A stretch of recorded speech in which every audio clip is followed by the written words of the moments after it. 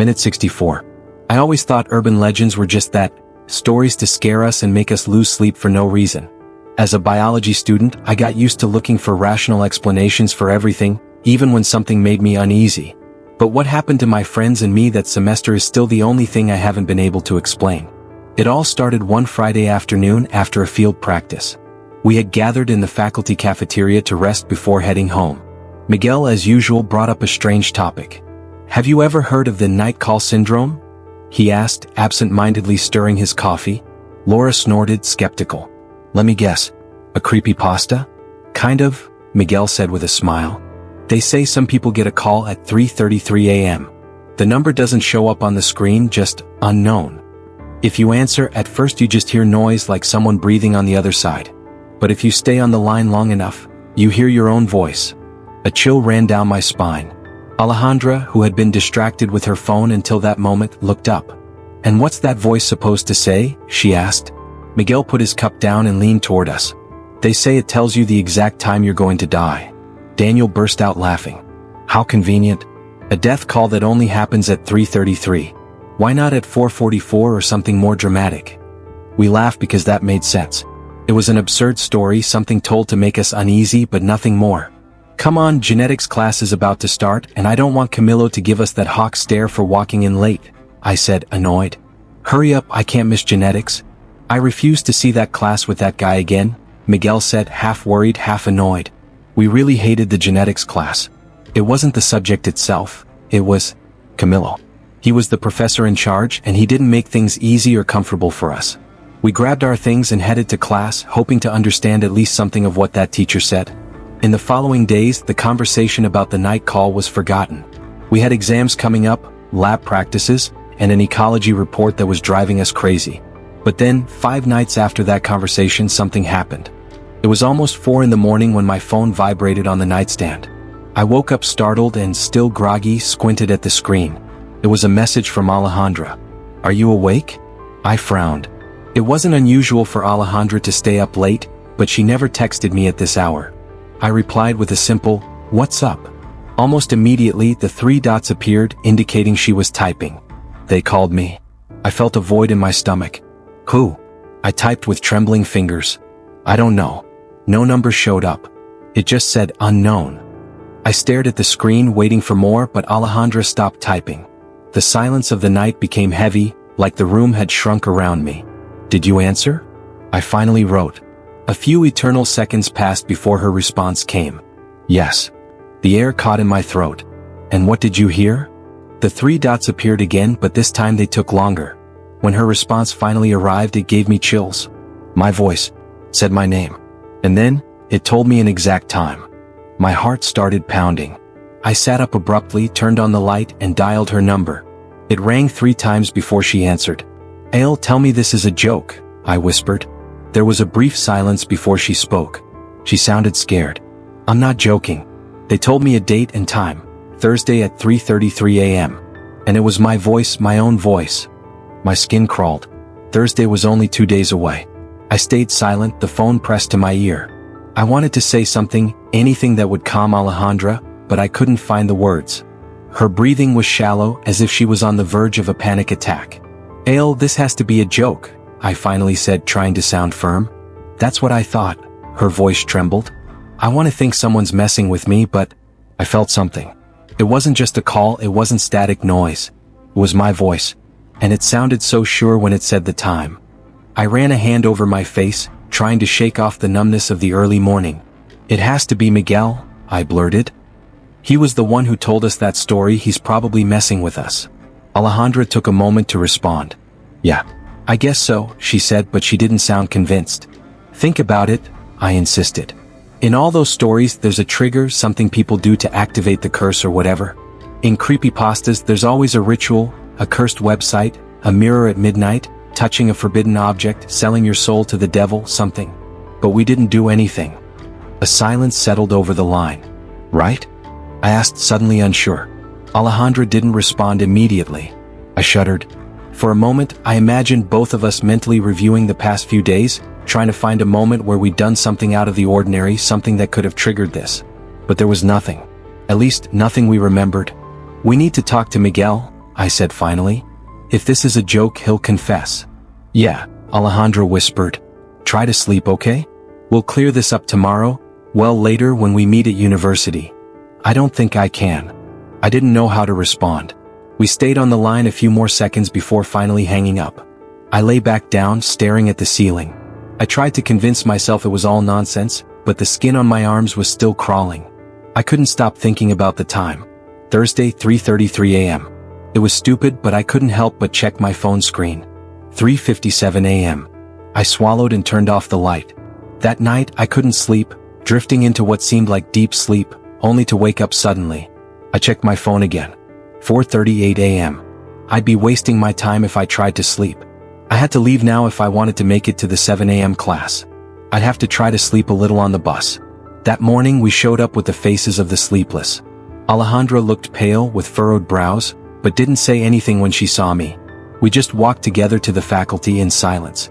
We found Miguel in the courtyard, laughing with Daniel and Laura. Like nothing had happened. Like he hadn't just played a sick prank on us. I crossed my arms and stood in front of him. Very funny, Miguel, I said without even greeting him. He looked up, confused. Good morning, how are you? I'm good, thanks for asking, he said in an ironic and playful tone. Alejandra didn't say anything, she just stayed a few steps behind me, lips tight. The call, I said. You can stop the show now. Miguel blinked. What call? I frowned. Come on, don't play dumb. The 3:33 call. The creepypasta you told us. Alejandra got it last night. Laura and Daniel exchanged glances. Miguel, on the other hand, stood still. What?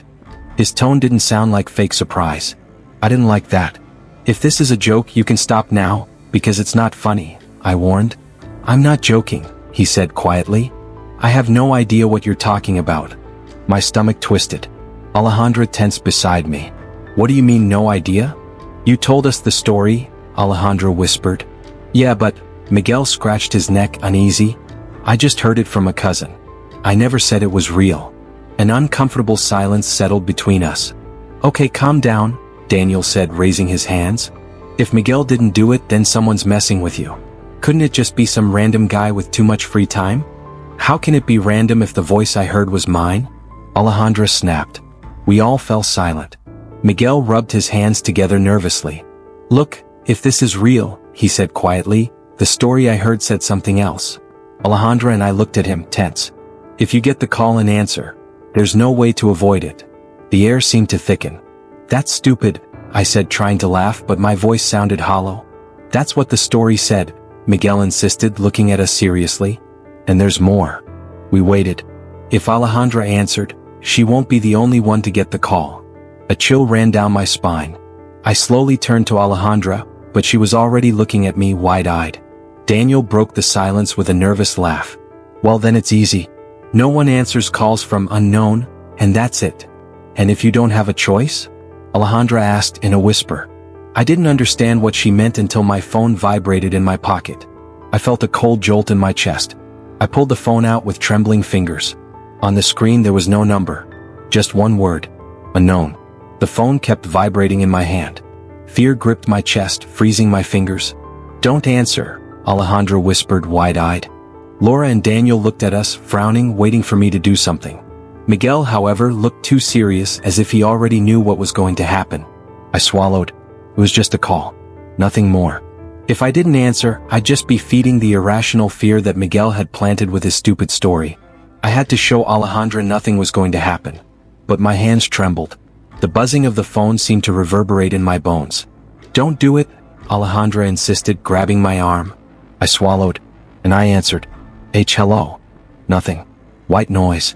A soft, intermittent sound like someone breathing on the other side of the line. A chill ran down my spine. I looked at my friends wide-eyed. Miguel watched me, tense, as if waiting for the worst. Laura and Daniel stared at me, holding their breath. Alejandra shook her head, terrified. I wanted to hang up too. I needed to. I moved my finger toward the screen. And then a familiar voice broke the silence. Hello? Sweetheart. I felt deflated. It was my mom. I put a hand to my chest, releasing the air I hadn't realized I'd been holding. Mom? My voice came out shaky. What's going on? Nothing, honey. You left your phone on the table and I noticed when I got to the office. I'm calling you from here. Everything okay? I couldn't believe it. I turned to Alejandra and the others with a trembling smile. I sighed, feeling ridiculous for being so scared. Yes, Mom. I'm fine. Thank you. Well, see you at home. Don't forget to buy what I asked for. Yeah, okay. I hung up and let my arm drop, suddenly feeling exhausted. I turned to my friends. It was my mom. Alejandra's shoulders slumped. Daniel and Laura exchanged glances and laughed in relief. I knew it, Daniel said, shaking his head. We're overthinking this. Alejandra still looked tense, but she let out a sigh. God. I swear I thought that. That what? I interrupted, smiling. That a curse fell on us just because Miguel told us an internet story? Alejandra didn't answer. Miguel, however, was still staring at me, frowning. What's going on? I asked. He took a while to respond. Did your mom call you from her office? Yeah, why? Miguel squinted. Then why did it say, unknown on the screen? The relief evaporated in my chest. I froze. What? I looked at the phone screen. The call wasn't in the history. The fear hit me again hard. Alejandra put a hand over her mouth. Daniel and Laura stopped smiling. I felt like I couldn't breathe, because the last thing my mom said before hanging up was that I had forgotten my phone at home. But it was in my hand. The silence grew thick. No one spoke. I looked at my phone screen, my fingers stiff around it. It wasn't in the call history. There was no record of me answering. And my mom's voice. I swallowed. I heard her. I'm sure she said I left the phone at home. Alejandra shifted uncomfortably beside me, crossing her arms over her chest. But, you have it in your hand. My stomach churned. Maybe you just misunderstood, Daniel interjected with his logical tone, as if he were explaining a simple math problem. You said you were nervous and you were. Your mom probably said she left the phone on the table. That she left it at home, not your phone. I stared at him. You think I imagined it? I'm not saying you imagined it, just that you interpreted it wrong. It's normal. Daniel waved his hand. The brain tends to fill in information when it's in an anxious state. Sometimes we hear what we're afraid to hear. Alejandra nodded slowly, as if trying to convince herself he was right. Laura, on the other hand, still had her lips pursed. But the call history? She murmured. That is strange, Daniel admitted, but there are logical explanations. It could have been a glitch, or the number was hidden. There are apps that allow that. And the white noise? Alejandra interrupted. Daniel shrugged. Bad signal. My point is, if your mom called, that's the important part. All the rest are details that were exaggerated because we were scared. I crossed my arms. I wanted to believe him. I wanted him to be right. But something in my stomach wouldn't let go. Miguel, who had been quiet up until now, rubbed his chin. Maybe it's just that, or maybe it's already started. Alejandra shot him a sharp look. Miguel? He shrugged with a half smile, but didn't seem as relaxed as he tried to appear. I'm just saying. Daniel scoffed. Stop saying nonsense. I looked at my phone again, my heart pounding. Maybe Daniel was right. Maybe it was just my mind playing tricks on me. But then it vibrated again in my hand. Unknown number. I ignored the call. I didn't even say anything to the others. I just blocked the screen, put my phone in my bag, and pretended nothing had happened. That everything was fine. I had a physiology exam to do. I couldn't lose my mind now. But as soon as I sat in the classroom and saw the paper in front of me, I knew I couldn't concentrate. The questions were there, waiting for answers I would have known by heart at another time. Why does a boa's heart rate and ventilation decrease after hunting? What are the implications for its metabolism? I had no idea, because my mind wasn't here. I could only think about the call, about the word unknown glowing on my screen, about the possibility that at this very moment my phone was vibrating inside my bag. I tried to focus. I took a breath. I answered a few things with whatever my brain could piece together. But when time was up and they collected the papers, I knew my result would be disastrous. We left in silence. Alejandra walked beside me with a frown, but didn't say anything. Maybe she hadn't done well either. When we reached the cafeteria, hunger hit all of us at the same time. A black hole in our stomachs. We had an hour before the lab, and if we didn't eat now, we wouldn't eat later. We ordered food, sat at our usual table, and for a moment, the world felt normal again. Until I took out my phone and saw the 5 missed calls. All from the same unknown number. I didn't eat. While the others devoured their meals, I was completely absorbed in the screen of my phone. I needed to find the story. I searched by keywords: mysterious call, unknown number, phone creepypasta, cursed night call, Call at 3:33 a.m. Click after click, I entered forums, horror story websites, blogs with strange fonts and dark backgrounds. I read story after story, but none matched exactly what Miguel had told us that day. Something told me that if I understood the story well, if I found its origin, we could do something to get away from it. To prevent it from becoming our reality. Everything around me became a distant murmur, background noise without importance. Until a hand appeared out of nowhere and snatched the phone from me. I blinked, surprised. Daniel was looking at me with a mix of pity and understanding. "Seriously?" he said, holding the phone as if he had just caught me in the middle of a madness. I didn't respond. Daniel sighed, swiped his finger across the screen and saw the page I was on. His eyes hardened for a moment before turning to Miguel. "You need to tell us exactly where you found that story." "I already told you, my cousin told me," Miguel replied. "Then message him and ask where he got it from," Daniel insisted. "We need to read the full version. She's going to go crazy if she doesn't know the whole thing. Look at her. She hasn't eaten a bite and it's her favorite food." Miguel frowned but took out his phone and started typing. I took advantage of the pause to let out what had been gnawing at me inside. "I received more calls," I said quietly. Alejandra lifted her head sharply. Laura dropped her spoon. "What?" Alejandra asked. "During the exam," I murmured. "Several times." Daniel squinted. "Probably it was your mom again from her office." I shook my head. "No. She knew I had the exam at that time. She wouldn't call me then." Daniel didn't seem convinced. Maybe there was an emergency.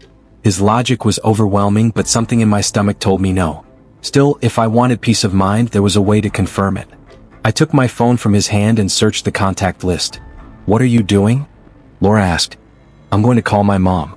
But to her cell, not the unknown number. If my mom really had forgotten her phone at home, then she wouldn't answer.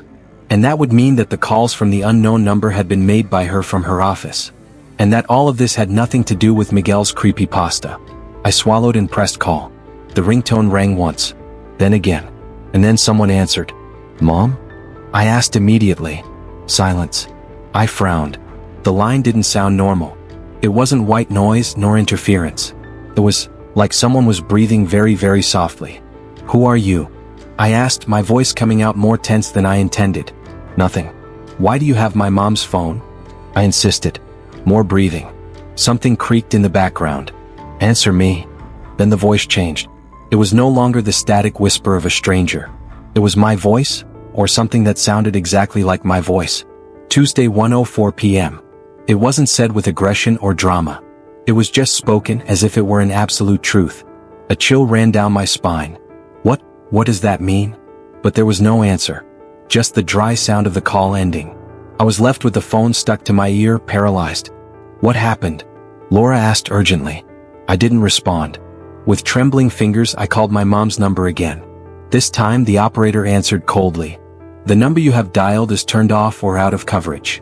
No. My friend stared at me in complete silence. I barely breathed. I decided to do the only thing I could. Call the unknown number that had been calling me during the exam. It rang twice. "Hello?" a woman's voice answered. It wasn't my mom. It was an unknown woman who let out a small laugh before speaking. "Oh, sorry. Your mom is on her lunch break, that's why she's not in the office.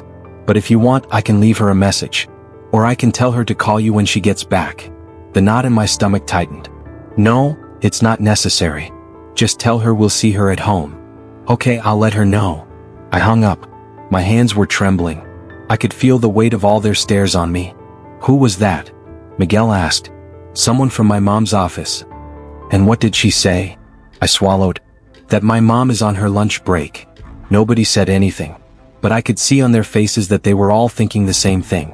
If my mom was at her office having lunch without her cell, then who had it? "I don't understand what's happening," Alejandra whispered. Neither did I. I told them everything. That someone had answered my mom's phone. That she hadn't said anything until I demanded answers.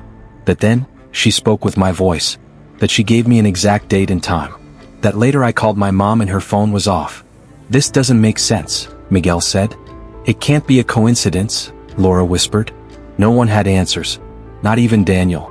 He, who always found the logical way out, was silent. Finally, it was him who spoke. "The most logical explanation is that someone entered your house." His voice sounded tense, forced. "Maybe a thief." "Or a thief," since you said the voice was female. That would explain why someone answered your mom's phone. And my voice? Because that wasn't just a female voice, it was my own voice, Daniel. I asked in a whisper. Daniel didn't answer. And what did she say? I swallowed. That my mom is on her lunch break. Nobody said anything. But I could see on their faces that they were all thinking the same thing. If my mom was at her office having lunch without her cell, then who had it? I don't understand what's happening, Alejandro whispered. Neither did I. I told them everything. That someone had answered my mom's phone. That she hadn't said anything until I demanded answers. That then, she spoke with my voice. That she gave me an exact date and time. That later I called my mom and her phone was off. This doesn't make sense, Miguel said. It can't be a coincidence, Laura whispered. No one had answers. Not even Daniel. He, who always found the logical way out, was silent. Finally, it was him who spoke. The most logical explanation is that someone entered your house. His voice sounded tense, forced. Maybe a thief. Or a thief, since you said the voice was female. That would explain why someone answered your mom's phone. And my voice? Because that wasn't just a female voice, it was my own voice, Daniel. I asked in a whisper. Daniel didn't answer. Do you remember the story of my friend Julieta? Well, let me tell you that she returned to school after 4 days of absence. During that time, her phone remained silent. No calls answered, not a single message read. Worried, we tried everything to get news. It wasn't normal for her to disappear like that, not after what we had seen. On the 3rd day without news, we decided that someone had to go to her house. Natalia, the one who lived closest, was chosen. She hesitated a lot before accepting. We didn't blame her. We were still trembling at the memory of that video, that impossible smile. But in the end, she did it for Julieta. That afternoon, Natalia walked to the house where Julieta lived, an old 2-story house with a terrace and a worn-out facade, aged by time. She looked up at the 3rd-floor terrace, where she had often seen Julieta and her grandmother watering plants or hanging clothes to dry in the sunlight and wind. Everything looked the same, but something in the air felt different. Gathering courage, she rang the doorbell. She waited. No response. She pressed the button again, this time for longer. Nothing. The unease turned into a knot in her stomach. She looked at the front door and decided to try there. She knocked with her knuckles, first softly, then harder. Silence. She turned around, thinking of leaving. That's when she heard the sound of a lock turning, making her stop. The door opened just a few centimeters and a man's face appeared. He was middle-aged, with weathered skin and a tired gaze. Natalia had never seen him before, but he must have been the tenant from the 1st floor. What do you need? The man asked in a low voice. Natalia swallowed hard. Good afternoon, excuse me? I'm looking for Julieta. Or her grandmother, Mrs. Isadora. We haven't heard from them and we're worried. The man didn't answer immediately. His gaze softened with an expression of sorrow, and he sighed before replying. Grandma Izzy got sick. They had to take her to the emergency room. I suppose Julieta has been with her this whole time. Natalia felt a shiver run down her spine. Something about the man's voice unsettled her. It wasn't just sadness but a kind of resignation, or maybe fear. Is she okay? Do you know what happened to her? Natalia asked, her voice barely above a whisper. I don't know, the man replied, and without another word he closed the door. Natalia stood there, an empty feeling in her chest. Something wasn't right. She returned home with her heart pounding. The man's response hadn't reassured her. It had only made her more anxious. She had no certainty about what was really happening. Where was Julieta? Was it true that her grandmother was sick? Why wasn't she answering messages or calls? As soon as she got to her room, she grabbed her phone and sent a voice note to our WhatsApp group. Her voice trembled slightly as she told us what had happened. Camila and I listened in silence, sharing the same feeling of helplessness. We were left in absolute uncertainty. We had no other options. We didn't know which hospital Mrs. Izier was in, and no one at Julieta's house seemed available. All we could do was wait, but that only made our anxiety worse. The next day, the atmosphere at school was heavy. Natalia, Camila, and I met in our classroom before the first class. We spoke in hushed voices, careful not to be overheard. It was hard to focus on anything else. Everything felt surreal. It was difficult to accept that just a few days ago, we had been in Julieta's house, facing something that defied logic and reality itself. The sound of the classroom door opening startled us. The class director walked in and we all returned to our seats. Geometry dragged on, slow and confusing. My mind wandered. I couldn't help but remember that horrifying image, the impossible smile, the grayish skin, and those deep, empty eyes. I shivered at the thought of what we had witnessed. Julieta had thought it was a little girl, but it wasn't. And the worst part was that we didn't know what it really wanted. Suddenly, someone knocked on the door. Professor Mauricio stopped the lesson and went to open it. My stomach clenched when I saw her. It was Julieta. Her expression was calm, too calm. She looked exactly the same as always, yet something about her felt off. The teacher briefly scolded her for arriving late, but she just nodded and walked to her seat, sitting under everyone's watchful eyes. I quickly took out my phone and hid it under my notebook cover. I sent a quick message to the group. Julieta, what happened? Are you okay? And your grandmother? Within seconds, the chat filled with messages from Natalia and Camila. We all wanted answers, but she only responded with a phrase that left us even more uneasy.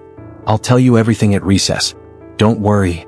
I glanced at her as she put away her phone and pretended to pay attention to the teacher.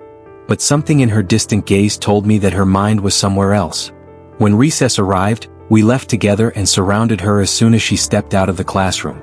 Camila took her arm, silently showing support. We walked to our usual spot, the small green area of the school. There, among the sound of the wind and buzzing insects, we could talk without being interrupted. We sat in a circle waiting. Julieta took a deep breath and sighed before beginning her story. She told us that after we left that night, she waited for her mother to come home from work. When she arrived, she gathered her and her grandmother in her room and told them everything. She left nothing out, not a single detail, from the first time she saw the girl in the living room to that disturbing night when we all saw her clearly. She waited for her family's reaction with her heart pounding. To her surprise, her mother wasn't skeptical. In her eyes, there was a mix of fear and understanding. But Mrs. Isadora reacted completely differently. You must leave everything in God's hands, was all she said, her tone firm yet serene. Those things are portals. By watching horror movies with your friends, you opened a door you shouldn't have. Julieta stared at her in disbelief. She turned to her mother, hoping for a different response, and found it in her understanding gaze. But her grandmother said nothing more. She stood up and left the room, but not before reminding her granddaughter that she should pray to drive away whatever she had brought. When they were alone, Julieta dared to ask, "Do you believe me?" The mother nodded slowly. "Yes," she whispered, "because I have seen her too." Julieta felt the air escape from her lungs. Her mother told her that for weeks she had been waking up in the middle of the night with a strange sense of fear. She felt watched, as if something was lurking in the darkness. Then the knocking on the window began. Soft, insistent knocks, taps made with nails, like the ones Julieta had heard that night after leaving the bathroom.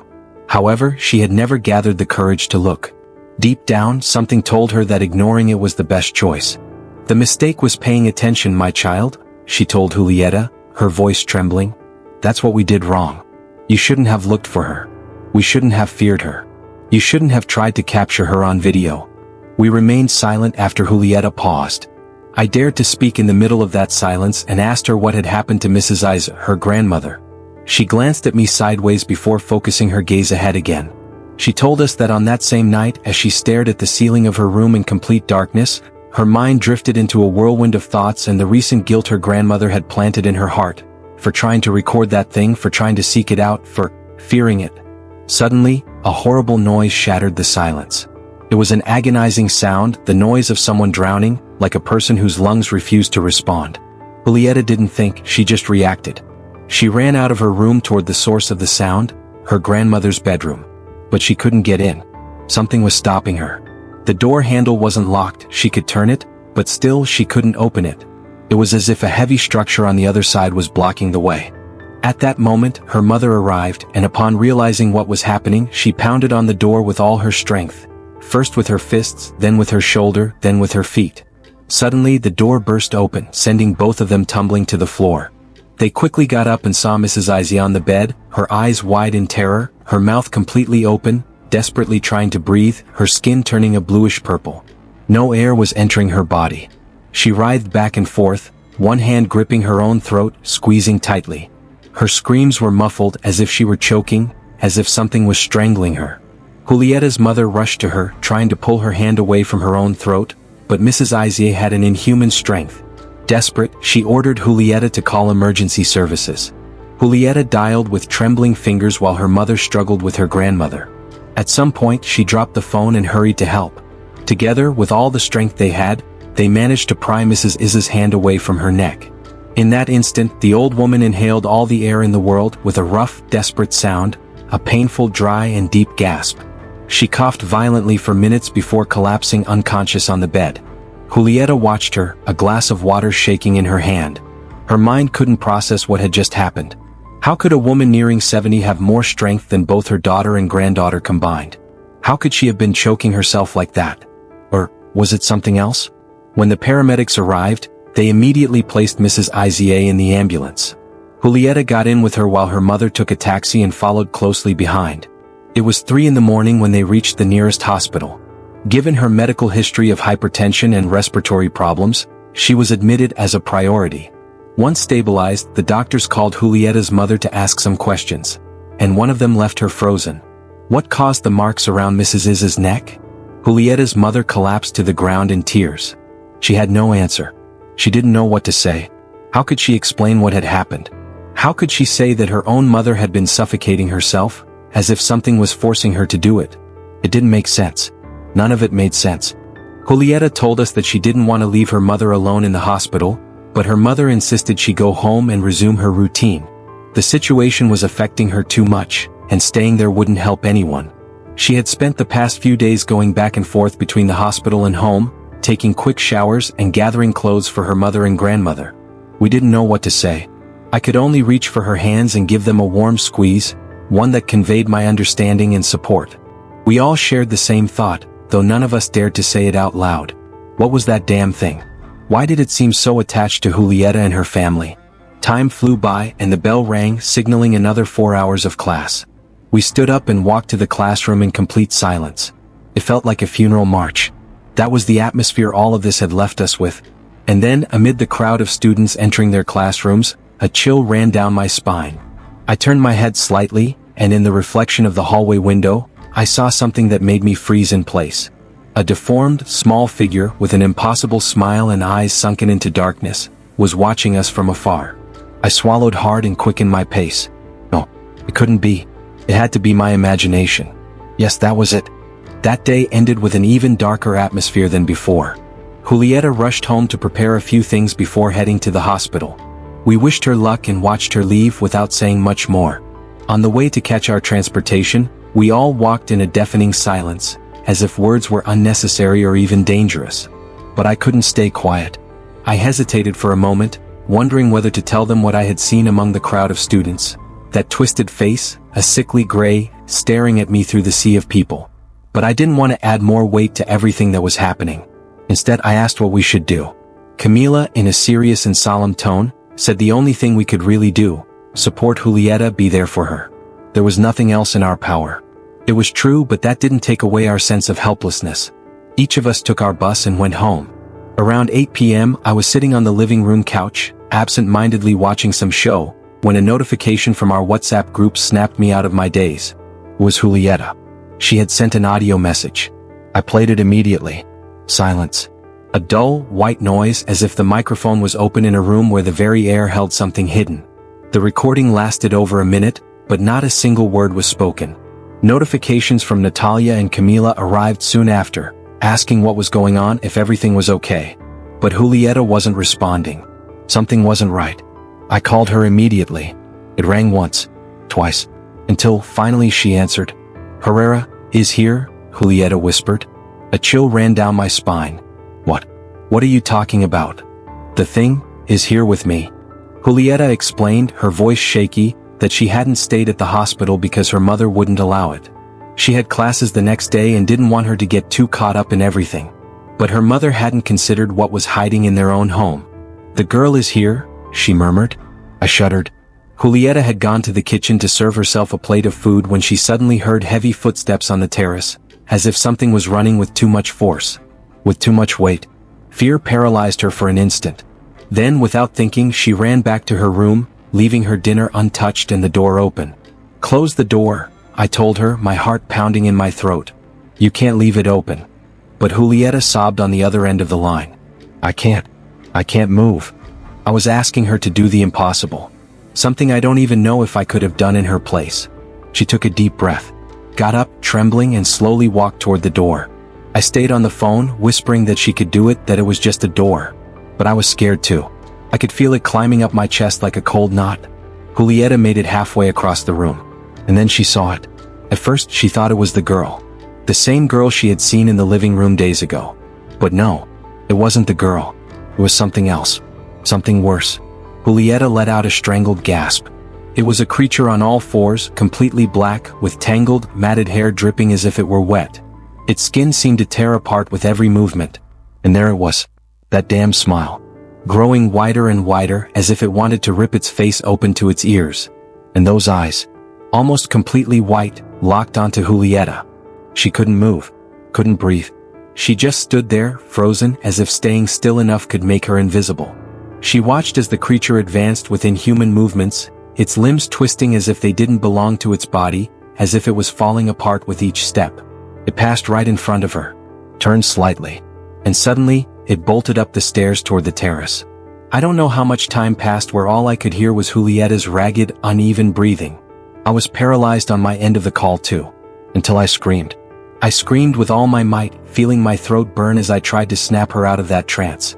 Julieta picked up the phone and whispered, "I don't want to be here. I need to leave."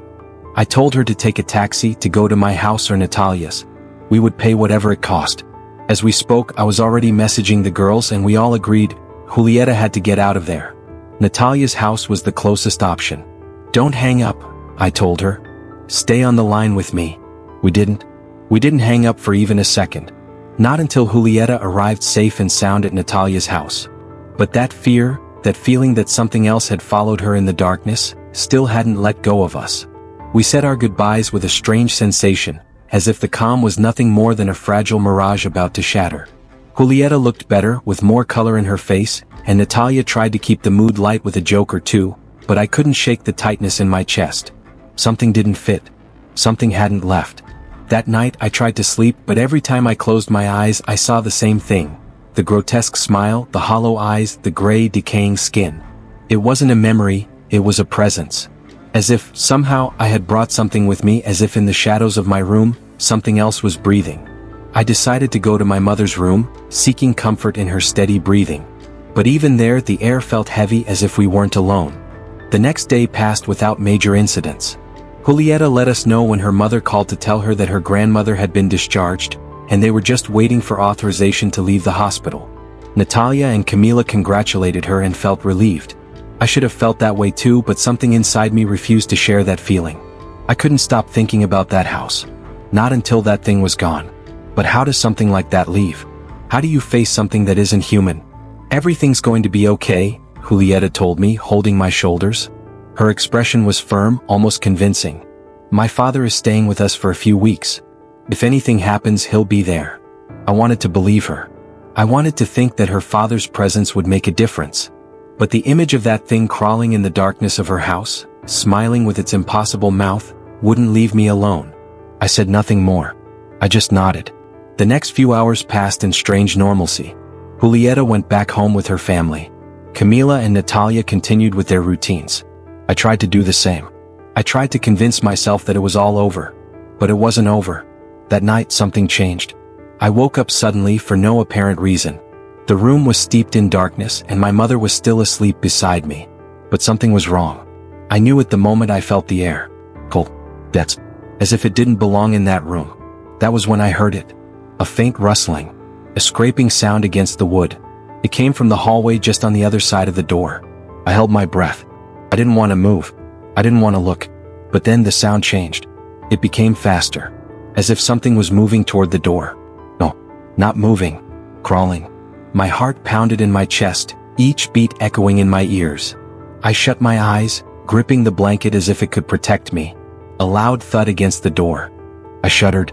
Silence stretched on. And then, a laugh. Soft, muffled, as if it came from a torn throat. A laugh I already knew. I didn't open my eyes. I didn't move. I didn't breathe. And in the last second, just before everything turned dark again, I heard it once more. My name. Whispered into the nothingness.